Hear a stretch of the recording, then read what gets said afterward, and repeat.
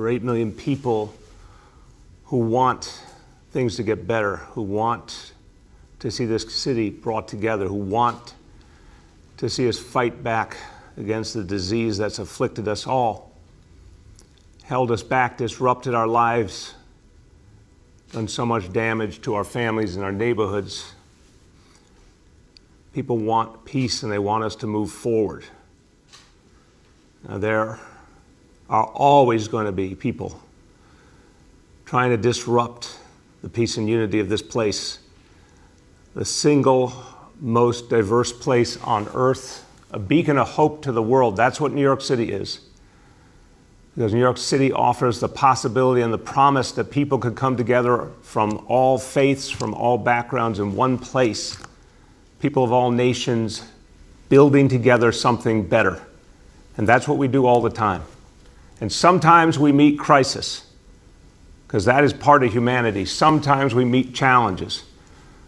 But New Yorkers historically, time and again, overcome these challenges and actually find more unity, more strength. And we will do that again now. These have been tough, tough days, painful days, confusing days. Not just the last few days, the 3 months that we've been dealing with the greatest healthcare crisis in generations. But we will fight our way through together, and the only way we get there is together.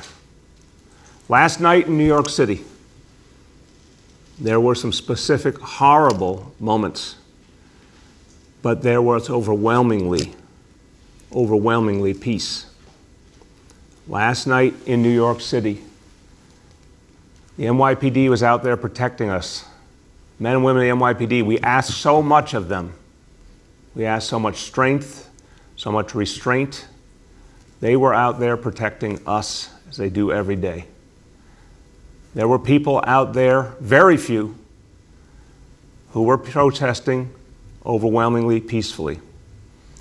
We did not see, thank God, any but a very few acts of vandalism. What we saw overwhelmingly was peaceful protest. The vast, vast, vast majority of New Yorkers honored the curfew. The curfew helped to move us towards peace and a better place. We're going to keep at this work day after day. It will not be easy, but we will keep at it and we will achieve the progress we need. We had a horrible, painful incident late last night in Brooklyn. 3 of our officers wounded in an absolutely unprovoked attack. And we are piecing together the details. Commissioner Shea will speak to it, but there's still a lot more to know. But I've seen the video myself, and I can say here were 2 of our officers simply trying to protect a community, and they came under unprovoked attack, and that is absolutely unacceptable. An attack on any one of our officers is an attack on all of us. I need you to know that the officers who were wounded represented all that is great about New York City, represented the fact that people come here from all over this country, all over this world to find a better life. And they represent this entire world, and then some choose to serve all of us. The officer who was attacked with a knife, police officer Jean-Pierre, born in Haiti, came here, an exemplary young man giving back to the country that welcomed him and embraced him. He was the one attacked with a knife last night. And 2 of his colleagues, Officer Ramnarine, his parents immigrated to this country. Officer Chu, as well, his parents immigrated to this country. A painful, horrible moment, and at the same time, a picture of the greatness of New York City, that these 3 individuals brought all of themselves to all of us to protect all of us. Thank God they will all recover. But it is unacceptable. I'm going to say it so clearly. It's absolutely unacceptable to attack a police officer in any way, shape, or form. We will not tolerate it. There will always be consequences. Now let's move forward. Let's move forward. Today in Minnesota will be the funeral for George Floyd. There will be a memorial here in New York City. That marks a moment to recognize the pain that caused so much concern, so much of an outpouring of a deep, deep, deep desire for change. But there's also an inflection point. Ask everyone to remember, if we're going to make changes, we have to do it together, and we need peace. So this is a good moment to reflect and a good moment to turn the page and start moving forward. Now, we saw some horrible events a few days ago. And as I keep saying, they have nothing to do with the actions of peaceful protesters. We saw attacks on communities in the Bronx and in Manhattan, just pure vandalism, criminality, only for personal gain, not for any cause.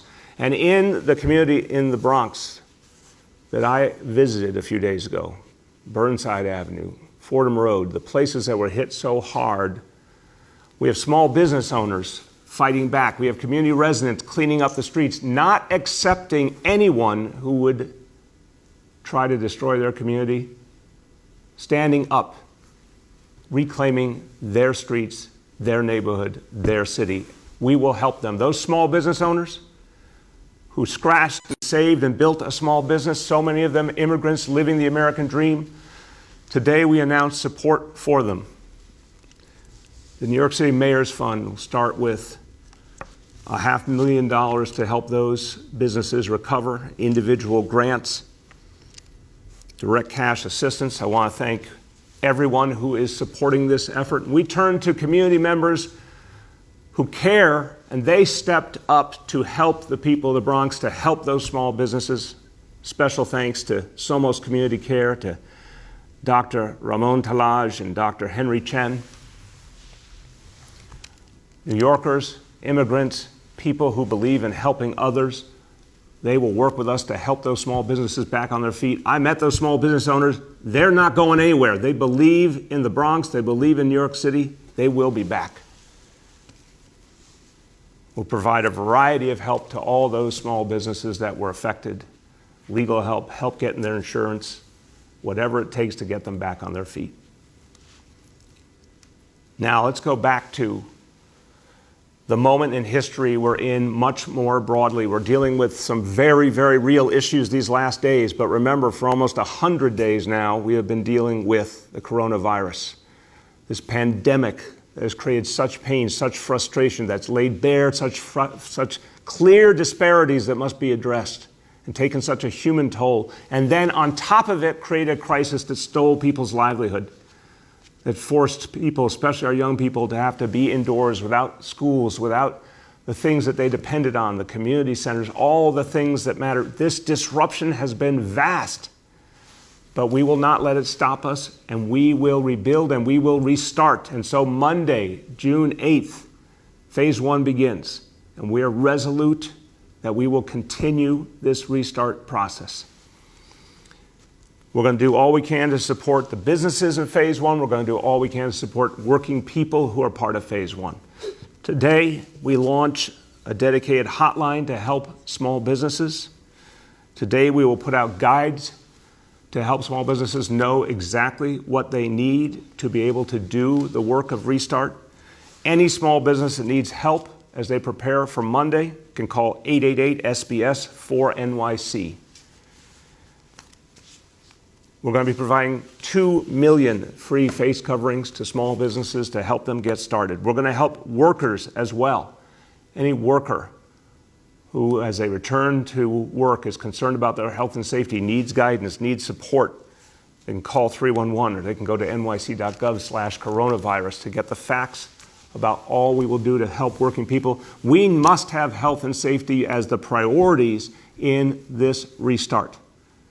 So we're going to go forward with a vigorous, energetic approach that we must restart.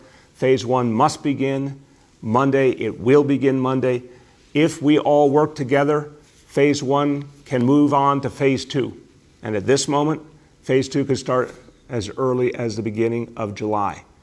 So we want to keep moving forward, but it's going to take an intensive focus on health and safety at every moment, in every business, in everything we do. But we're not just saying to businesses, Go out there, figure it out. We will be with them every step of the way to help them protect themselves, to protect their workers, make sure that everything is done the right way. We want these businesses to succeed as they come back. We want the city to succeed. We want people to get their livelihoods back. And that's going to help create progress and peace when people can make ends meet again. So we will be there with the businesses of New York City as they restart Monday. Now, I mentioned that phase 2 could begin as early as the beginning of July, and in phase 2, we will be able to move on to many other types of businesses. And as we heard from the state, that can also include reopening a number of our restaurants with a focus on outdoors. And that's the way we want to go.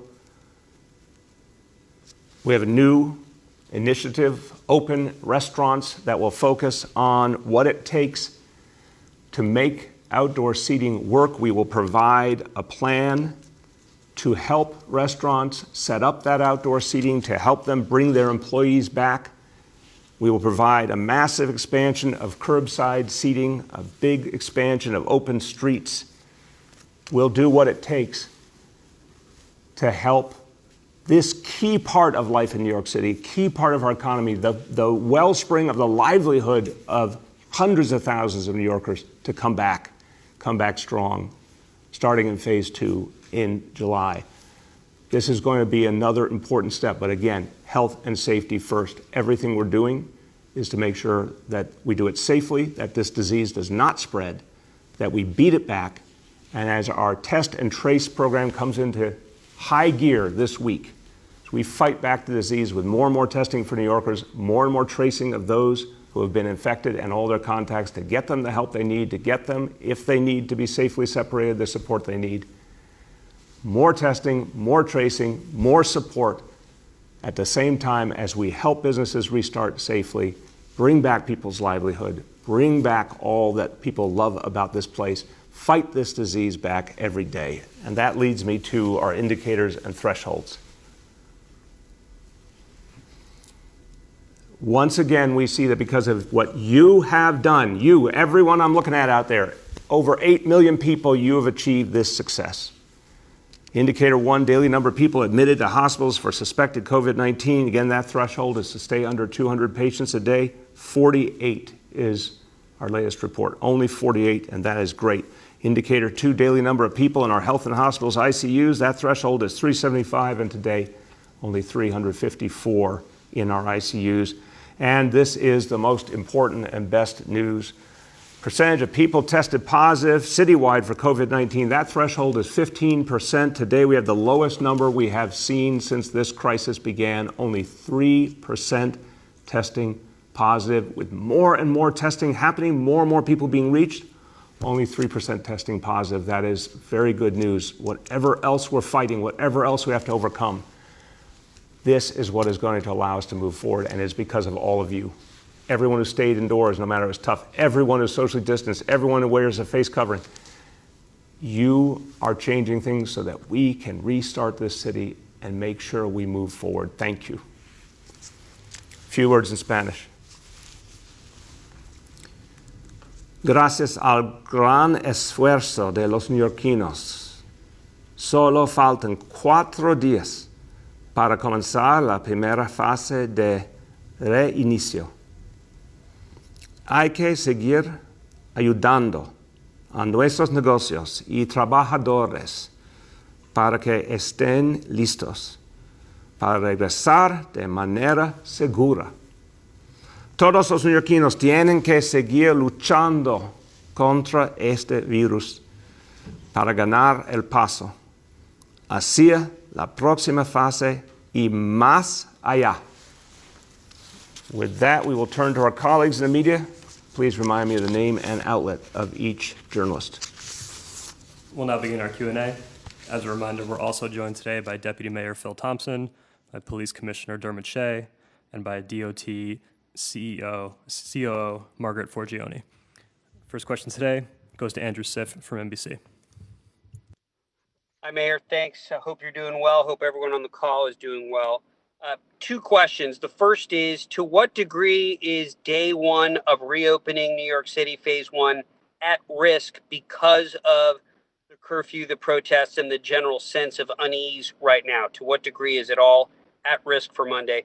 My second question has to do with the police activity in some of the protests. A lot of folks can see on video the use of batons, protesters who are being asked to leave being hit with batons. Wondering what you think about that and whether you condone that type of police behavior. Thank you, Andrew. On your first question, look, I'm not going to for a moment minimize all the challenges we're going through, how disruptive it has been, how difficult it's been. But phase one continues on pace, period. Phase one begins Monday, June 8th. The curfew will end that morning at 5 a.m. And then we get to work in this city. Hundreds of thousands more people will go to work, and it'll help us move forward. Everything's interconnected here, Andrew. Horrible healthcare crisis, horrible disparities, the tragedy in Minnesota. Everything together is interconnected. And we have to recognize that fact. I don't minimize that fact. But we have to move forward. This is the challenge of humanity. We have to move forward despite the pain, despite challenges. We have to move forward, and we will move forward. So I believe the vast, vast majority of New Yorkers want to see us restart. They also want to see us constantly improve the relationship between police and community. They want to see justice. We have to do all these things at once. So phase one will continue as planned. In terms of the questions you raised on last night, overwhelmingly what I know about last night is that the curfew was honored overwhelmingly by New Yorkers. Again, almost no vandalism or looting last night. There was some peaceful protest, overwhelmingly peaceful, certainly throughout the day and into the night. A lot of restraint from the NYPD overall. I have not seen the videos you refer to or seen those accounts, but if there's anything that needs to be reviewed, it will be. If there's anything that needs to investigate, it will be. I want to be clear. When people are instructed by the NYPD, especially after curfew, they must follow those instructions. The NYPD has actually taken, I think, a very open approach, respecting protest, flexible as always. This is part of what is never given its credit, is that the decades of NYPD handling protests, where there's, in many ways, the approach is to give space, and if protesters do not engage in violence, they're given the opportunity to protest. We still know there are some in these crowds who are committing violence or aim to commit violence. It's an obvious fact. We're seeing it all over the country. And we're going to keep providing information to the media about the very few, and I want to emphasize, Andrew, very few who aim to do violence, whether it's just the pure vandals that we saw on Sunday, Monday night, or whether it is those who, again, based on an ideology I can't even follow or understand, simply want to create conflict, want videos of conflict, want to attack police officers, want to attack property. Very small number, but that has to be addressed. But if there's any instance of inappropriate activity by police, we will investigate that. It's the balance we always strike. But let's never forget that the vast majority of our officers are doing something very difficult at this moment and showing a lot of restraint and trying to shepherd us through this moment to a better and more peaceful moment. The next is Joe Anuda from Politico. Mr. Mayor. Hey, Joe, how you doing? Not too bad. I wanted to follow up on Andrew's question and just talk about yesterday you said protesters who were out past curfew would be allowed as long as they were peaceful. And I think we did see some peaceful protests in Brooklyn, Manhattan that were broken up around the same time by the NYPD. They sort of amassed and were shoving people to disperse them. So my first question is, could you describe sort of what happened between your comments saying people could stay out as long as they were peaceful, and then why they seemed to be broken up by these large groups of officers? And my second question is, you said that changes to expedite the disciplinary process in the police department are underway. I'm wondering if you can give us a sense of any details where the current bottlenecks are, changes you're going to make, or steps you've already taken. Thank you. Thank you, Joe. Joe, on your second question, look, this is something we're going to work on. We obviously need to get through this immediate moment, and we will. But there's absolute commitment, I feel it, the commissioner feels it, to showing the public transparency and consistency and accountability. Every part of a democratic society must live up to those standards. Every part of our government has to live up to those standards. People have to feel it. They have to know it. And we have more to do. And I have a year and a half in which I'm going to work incessantly to ensure that there is accountability, it is clear, it is transparent, it is speedy. We must do better. We will do better. I know the commissioner shares the full understanding that to build trust and make us all safer and protect community and officers alike, when people trust each other, when people believe there's fairness, that is the safest reality for a community member and a police officer. That's where we have to go. You saw a real live example, Joe, last Friday with the announcement that charges are being brought from the horrible incident in the Lower East Side a few weeks ago. That was a lot faster than what we've seen in the past. I want to see things move ever more faster, but always with due process, always with thorough investigation, always with a devotion to the facts. So I don't have a specific outline to give you right now because, again, we're dealing with immediate issues. But in the coming weeks, we're going to lay out additional steps we will take.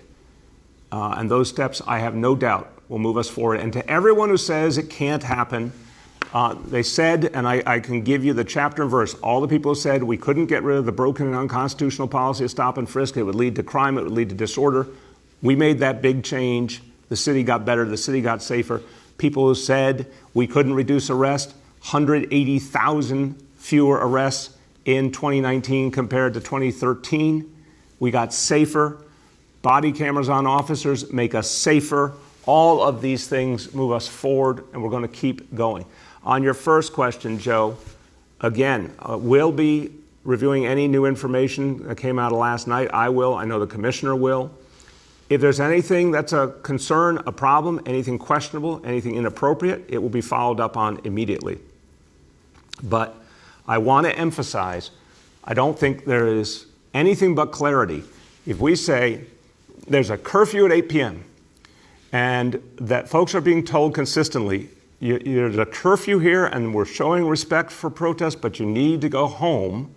And if at a certain point officers say, okay, it's time, we need to go now, people need to listen to that. It's not an unfair action to say, in the context of crisis, in the context of curfew, there is a point where enough is enough.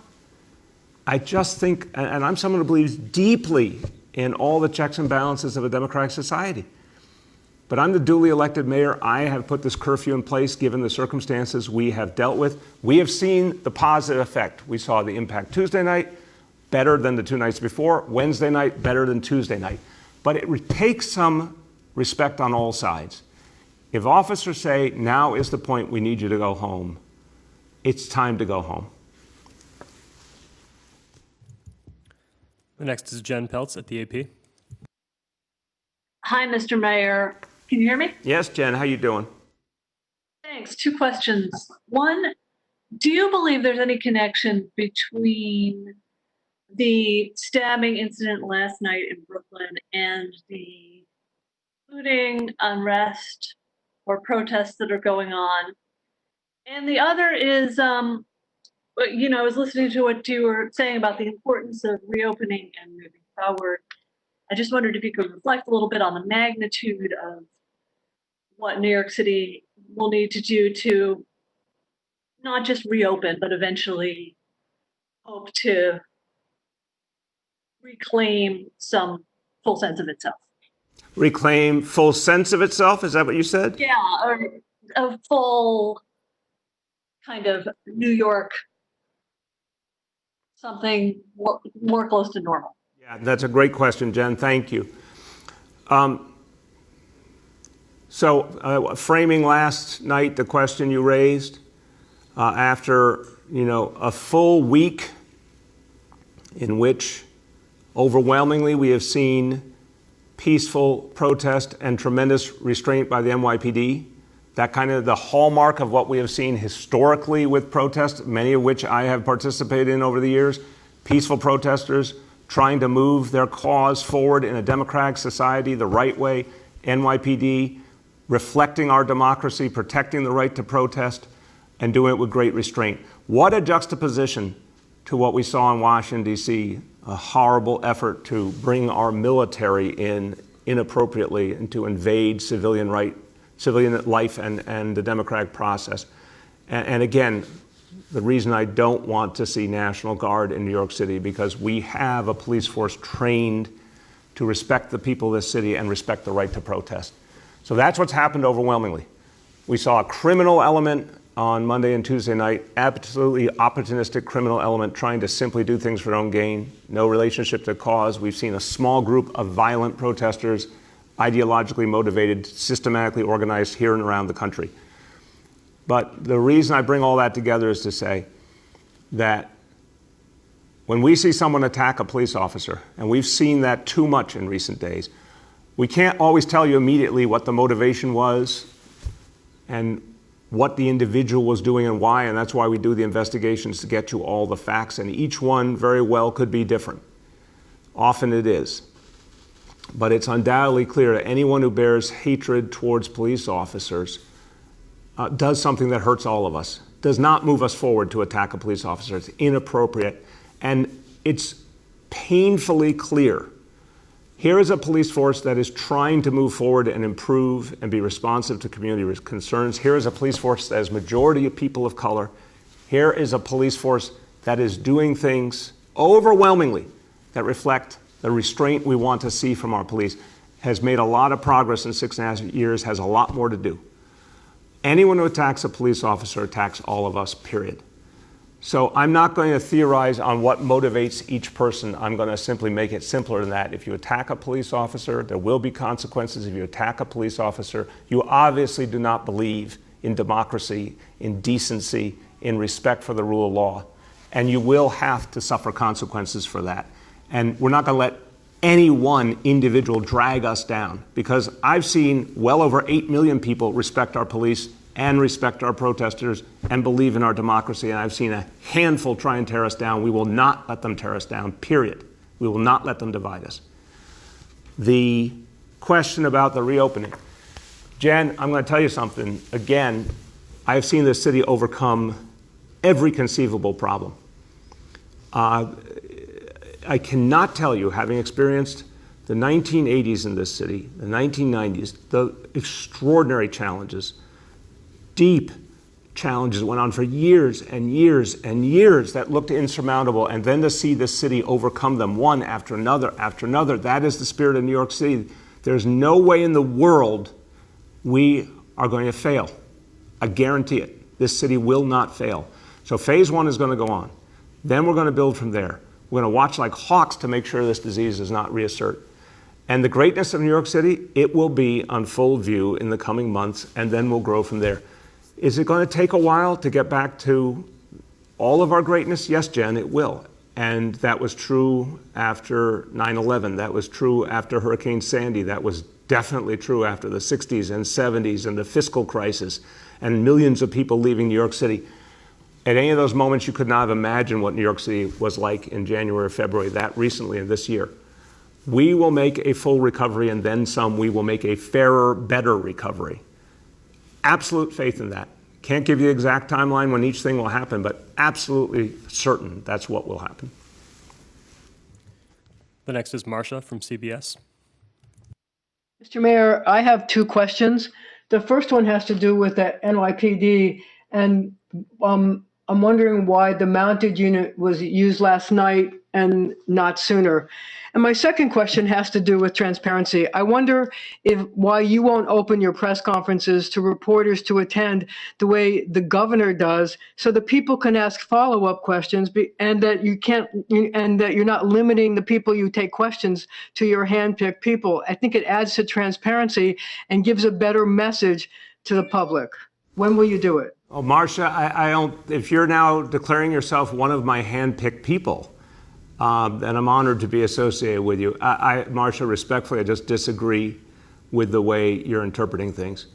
We've had now, in the midst of this crisis, we've set up something that allows the maximum participation by journalists because we are observing social distancing. We are not putting a lot of people together in a room. We have fair ground rules to give people clear opportunities to ask questions. We're getting questions from a wide variety of reporters with all different viewpoints.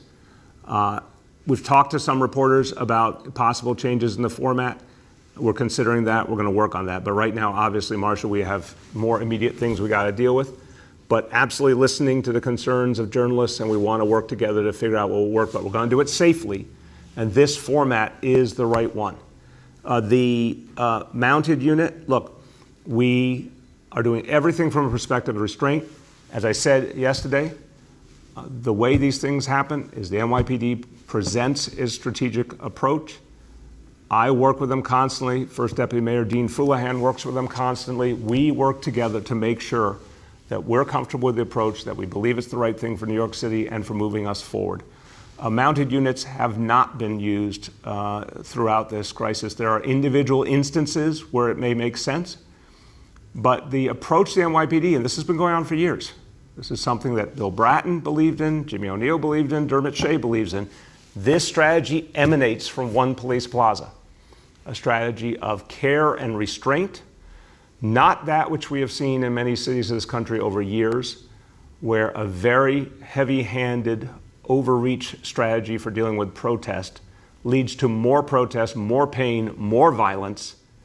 The NYPD takes a very different approach, uses as light a touch as possible, tries to defuse, not perfectly, we understand that, but it is the approach of the NYPD consistently to not use every conceivable capacity that could cause much greater conflict, much greater violence, the danger of loss of life. Thank God we have not seen loss of life in this last week, and we are going to do everything we can to keep it that way. So these decisions are made very, very carefully.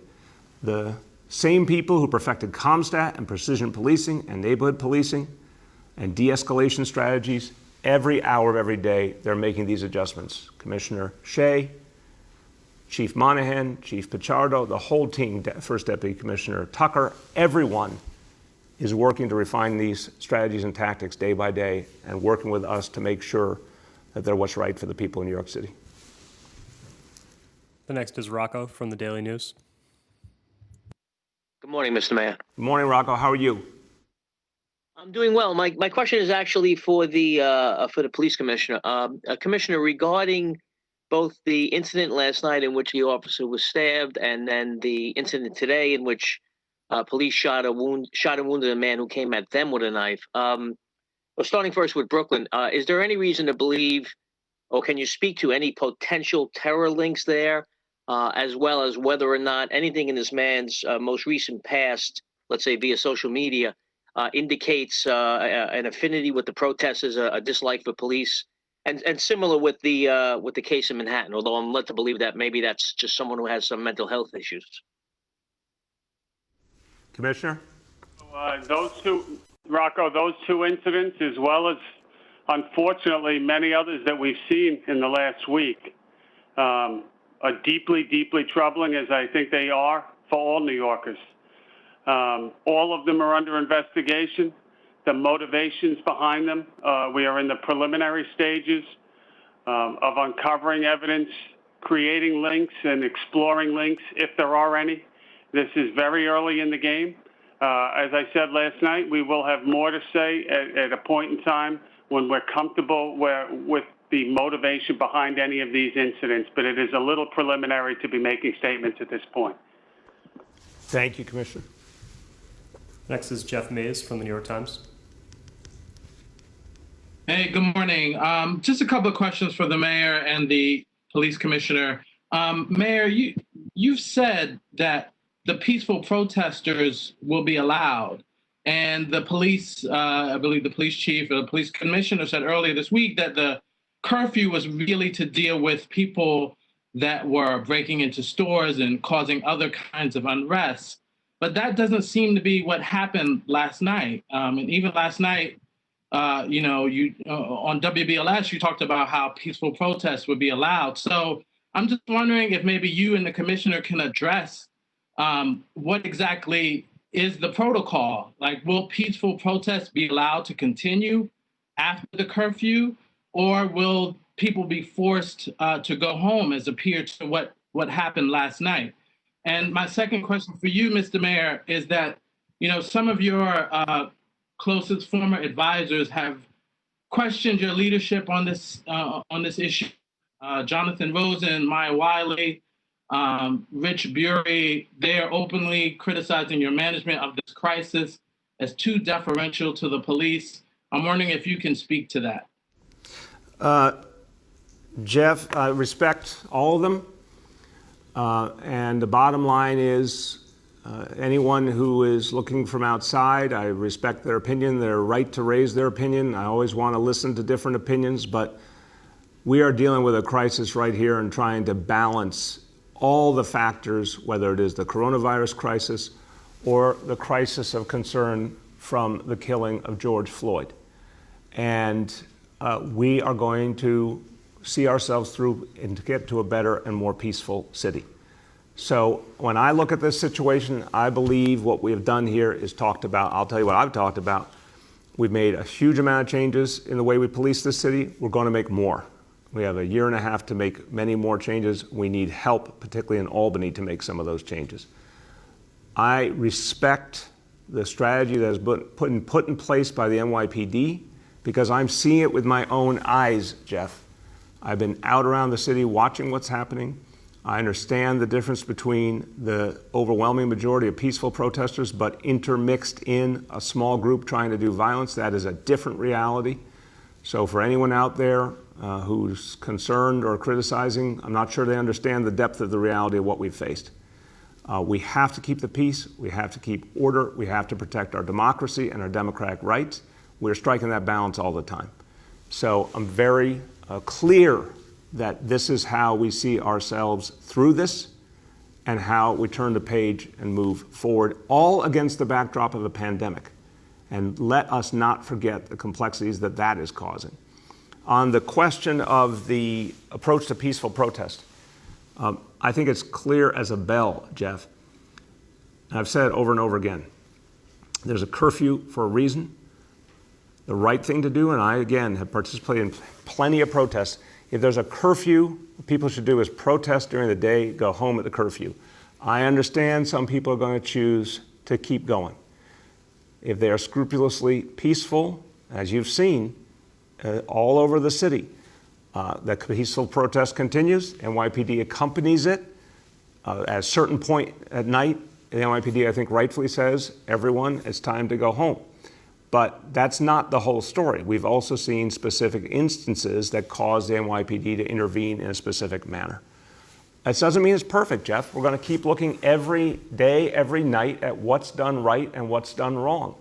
And if something needs to be adjusted or someone needs to be addressed, we will. But I'm sorry, you can't have that all day long there is peaceful protest respected. Then there's a curfew, which really is when people should go home. But again, we go to even another level of restraint and say if some stay out there, so long as they continue to respect everyone around them, do not commit violence, do not have the intention to commit violence, do not attack police officers, we give them some extra leeway. But there's still limits. And I'm the one with the commissioner setting those limits. So I want to be really clear about that. We talked about the situation on Manhattan Bridge the other night. The commissioner and I talked about that, and we said this is a point where we're saying enough is enough, because if it continues, it could only lead to something bad, and we're not going to allow that. This is the purpose of having the curfew. We need to turn the page. So I think in a very imperfect world, that is a clear indication. Protest, go home at curfew. If you stay out, okay, but do not even think about doing anything violent. And there's a point at which enough is enough and it's time to go home. The next is Jacob from Jewish Insider. Hi, Mr. Mayor. Good morning. How are you, Jacob? Doing great. I have two questions. Number one, you spoke yesterday about your plan for phase one, implementing a plan that subway riders would feel comfortable taking the train. You've been criticized by some MTA officials, as I've seen, but also wondered how do you implement such a plan, which is create the distance of 6 feet, making sure that trains move swiftly and there's no overcrowded trains on the rush hour. My second question is, you answered the previous question, but we've seen criticism from you from the right and the left.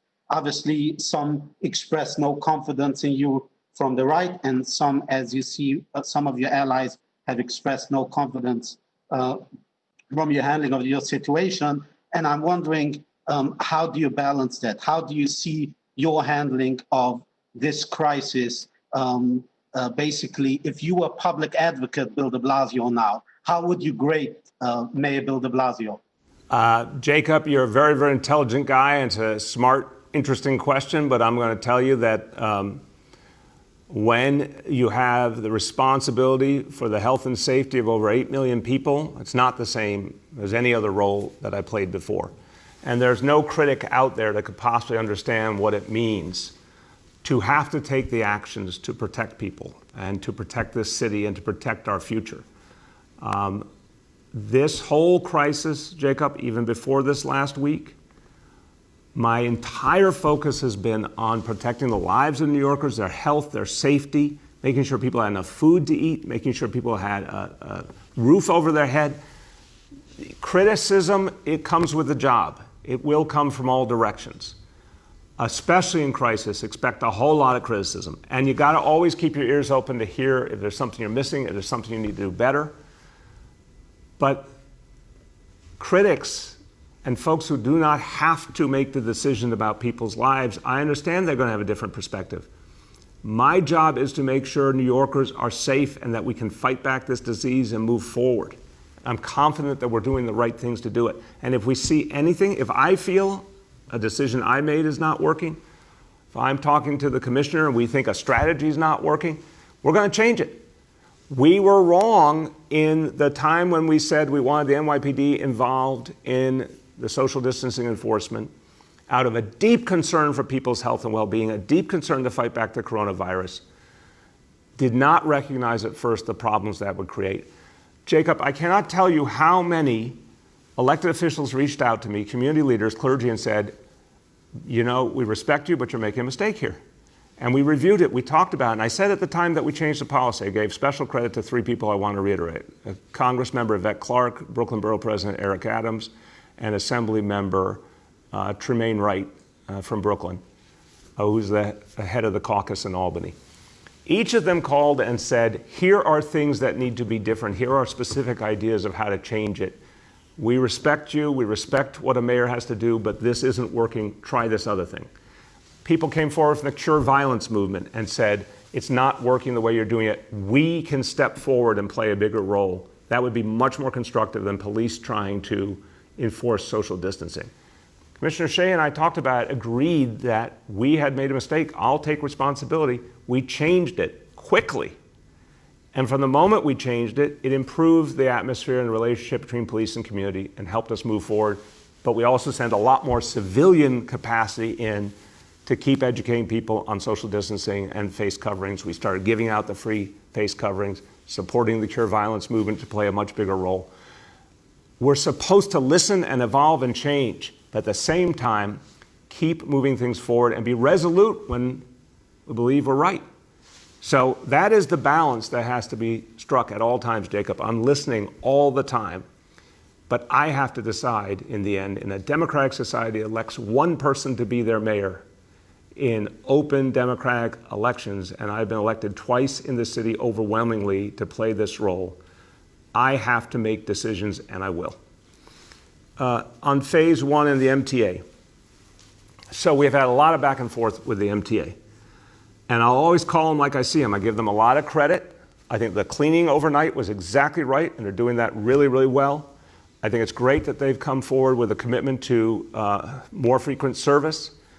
They obviously understand, as we do, the central role of making sure people have those face coverings, and the City of New York will provide a lot of those for free to begin, and we'll help distribute them. So the MTA is doing some of the right things for sure. I want them to do more. I want them to do specific limits for every subway car, every bus, markings to show everywhere in the bus, subway, on a platform where you should be and where you shouldn't be so people can make sense of it. I think there's some other common sense things that would really help personnel, and we're willing to help them with this. Personnel to make sure if there's an overcrowded car that people spread out or don't get on that car. I think the more we do that, the more confidence people will have in the subways, the more they'll come back to the subways, the more we can keep moving forward. Now, some of these actions have already been taken by the MTA. I want to see them do more as quickly as possible. Rome won't be built in a day, Jacob, but the more they can do in these next few days up until phase one, and then as we begin phase one, getting ready for the much bigger phase two, the more they do, the more people will feel confident they can be on the subway safely, on the buses safely, and I'm going to keep pushing them to do that. The next is Jeff Colton from City and State. Hi, Mayor. Can you hear me? Yeah, Jeff, how you doing? Fine, thanks. We've seen a lot of examples of NYPD seeming to overstep the use of force guidelines in the past week. As you know, Civil Rights Law 50A protects a lot of internal disciplinary records, but there's, of course, been some flexibility on that in the past. Would you or your police department release the names and disciplinary records of the officers who have been cited in the past week? Again, Jeff, thank you for the question. Let's just deal with 50A up front as part of the answer. 50A should be repealed. We have a moment to do it right now. Governor said he will sign a repeal. From everything I've heard from the Assembly over recent months and years, they would be ready to vote for an appeal. I would ask the state Senate to join in voting for repeal. The last three police commissioners of New York City have said 50A, as it's written, is not working. It is inhibiting transparency and accountability and the relationship between police and community. I've also said, and I'll say it again, there should be a simple additional step taken, a piece of legislation to scrupulously protect the personal information of police officers, their home address, and anything that might compromise their personal safety, because we owe it to our officers to always protect them and their families. But 50A as a tool to inhibit accountability and transparency, we know where that came from. That came from a very well-orchestrated effort over years using the political power of certain police unions in Albany to inhibit transparency, and that's unacceptable. They're not helping their members if they inhibit transparency and accountability. It actually creates more and more frustration in the public and hurts the relationship between community and police and hurts the ability to keep community and police safe. The more we bring down the temperature, the more people believe there is accountability and fairness, the greater safety for all, including officers. So that said, Jeff, we cannot, I spoke to our Corporation Counsel, Jim Johnson, about this the other day. The law department of New York City, and they constantly review the situation, but they have said there are things we cannot release under state law, and we don't do illegal acts, which is why I would like us to simply get rid of a broken law. It's like stop and frisk. We had a broken and unconstitutional policy. We got rid of it. Things got better. Things got safer. Get rid of 50A. Things will get better. Things will get safer. What I will also say, Jeff, is once charges are brought, and you heard again this horrible situation in the Lower East Side captured on video, immediate investigation, obviously the disciplinary process is beginning. That was announced on Friday. When there's a trial, it's a public trial. You will be able to see exactly what's going on in that internal trial in the NYPD. That is transparency and accountability. You'll be able to see that. But we would all benefit from seeing 50A repealed. We have time for two more today. The next is Natalie from Cranes.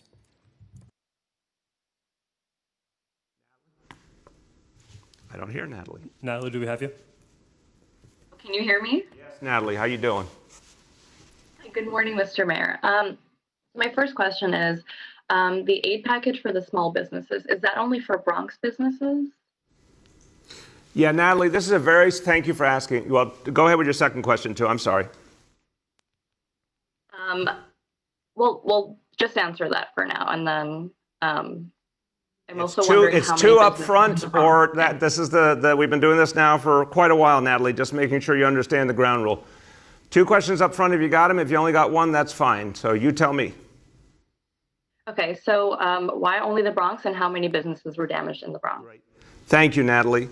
So again, this is a specific effort being put forward by the Mayor's Fund in response to Borough President Ruben Diaz Jr. in the Bronx and Councilmember Fernando Cabrera and all the elected officials that I met with and all the community leaders who said, look, here's an impoverished community. Here's a community that has fought back from the horrors of the 1970s and 80s in the Bronx, got back on its feet, built community businesses. Their profound fear was that in the place that was one of the most sensitive, vulnerable in the entire city of New York, if you look at our recent history, a community that fought back against unbelievable odds, that they did not want to lose that progress, slip backwards, have businesses fail, have the community start to decline. And they said, we must stop this now and immediately support these businesses because of what they mean to this neighborhood and to the Bronx. We're making a special effort with private donations to help those specific businesses for that specific purpose.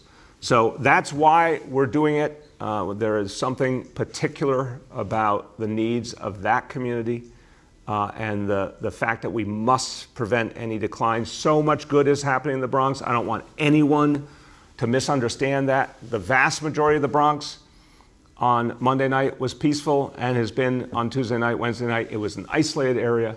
It was some bad actors, some criminal element that did this. But we're not going to let it hold back the community. We're going to help each and every one of these store owners back on their feet. We'll get to the exact number of how many will be supported, Natalie, and the ways we'll do it. But I met with a lot of these store owners, salt of the earth people that just wanted to be able to come back and serve their community again, and we're going to help them do it. Last question for today goes to Chris Robbins from Gothamist. Good morning, Mr. Mayor. Can you hear me? Yes, Chris, how you doing? I'm well. 2 questions for you. First question is, there have been several city council members who have said that they will not support a budget that does not reallocate resources from the NYPD to other parts of the budget to support social services. Do you categorically oppose that? And second question for you, I'm just trying to understand the position on the peaceful protest past the curfew. If a group is peacefully protesting at, say, 9 p.m., are the police allowed to say enough is enough and violently disperse them with batons or pepper spray or shoving them? Like when you say enough is enough, does that mean being able to forcibly, violently disperse a peaceful group of protesters? Thanks. Thank you, Chris. Chris, look, there's a lot of complexity here.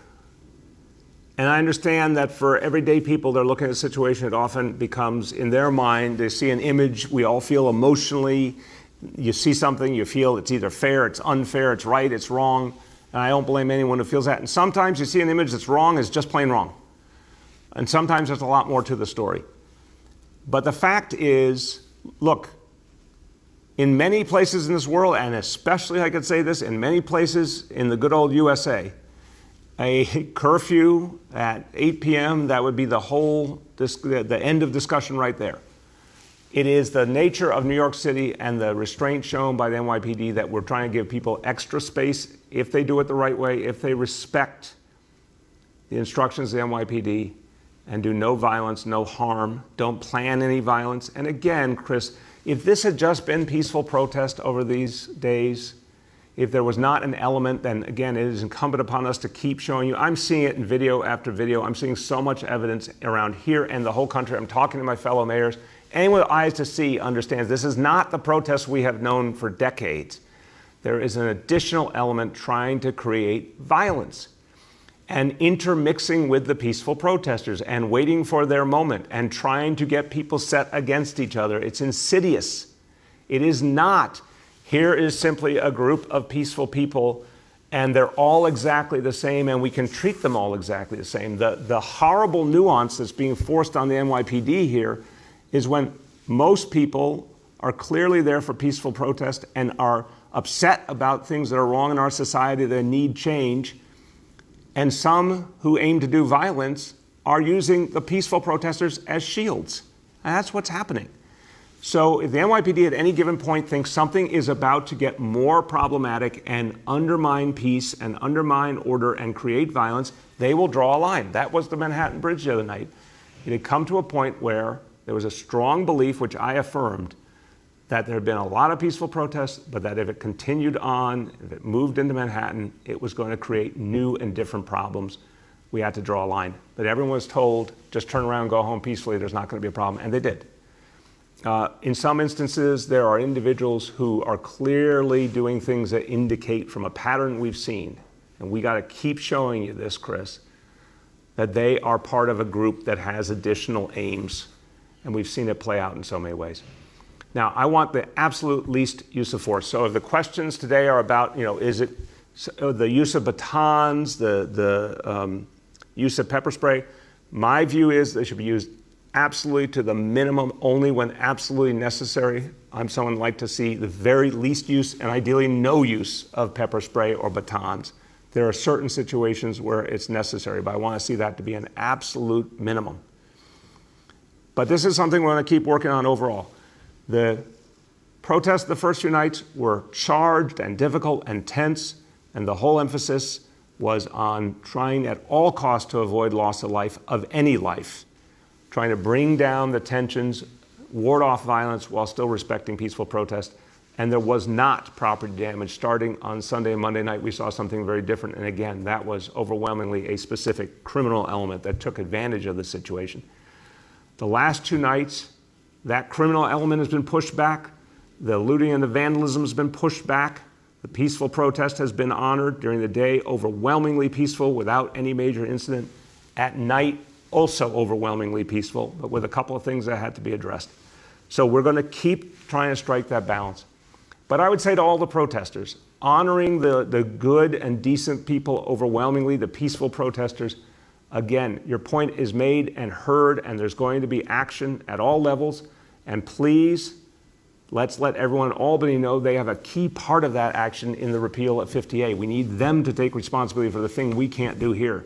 But I guarantee you that additional major changes are coming to the NYPD, just as we've done for 6.5 years, to keep creating accountability, to keep showing people that the community can rely on the police, that there's one standard for all. That's what we're going to keep working on. On your question about funding, Chris, I think the biggest point here is if we now, on June 4th, are down to a point of 3 weeks and just a few days, if there is not a stimulus voted in Washington, a real stimulus that will support New York City and cities and states around the country, if there is not borrowing authorized in Albany, we'll be having a very different conversation. It will be about, unfortunately and tragically, defunding every single city agency. I don't know how to say this clearly enough. If we don't get this help, every agency will be cut, and we will be, unfortunately, be forced to deal with things like furloughs and layoffs, which are absolutely contradictory to everything we should be doing right now to try and help people back in the city, provide support, provide services, protect employment. If we don't get help in 3 weeks, we're going to have to do something really drastic and painful. That should be the thing that people are focused on. But anyone who says that they structurally believe we should take resources away from the police, here's what I say. We have to make sure we are safe. We have to keep doing the work of neighborhood policing. We have to do the work that Commissioner Shea has talked about, where the police more and more focus on supporting young people. That work, all of that work takes resources. We're going to ask every agency to find sacrifices in any case. I guarantee that. But I don't want us to have a simple or simplistic approach that misses that first comes peace, fighting crime, fighting the things that every New Yorker worries about. And the NYPD has done that very, very effectively, and we cannot lose that progress even as we're dealing with this urgent need for reform. And that is a good note for me to wrap around to my conclusion. Everybody, look, it's been a very, very challenging week since George Floyd was murdered. The whole nation watched, this city watched, and there's been revulsion across the board. Something happened that was absolutely unacceptable, that is against all our values as New Yorkers and Americans.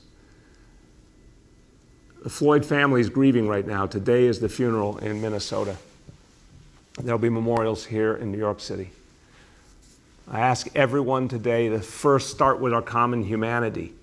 We're all human beings caught in a very difficult situation together. We all have to work together to find a way forward.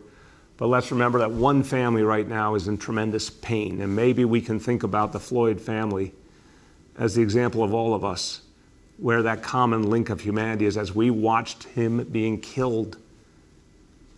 I think for so many of us, just there was a human impulse. We wanted to reach into the video and somehow stop it and protect this innocent man. Today, that family is hurting. They should be in our thoughts and prayers today. Today, our commitment should be to change, real lasting change, peaceful change. There is a reason that some of the greatest figures in history believed in peaceful protest and civil disobedience, in changing a society with the very approach that epitomized where we wanted to go. This is something Dr. King talked about so often.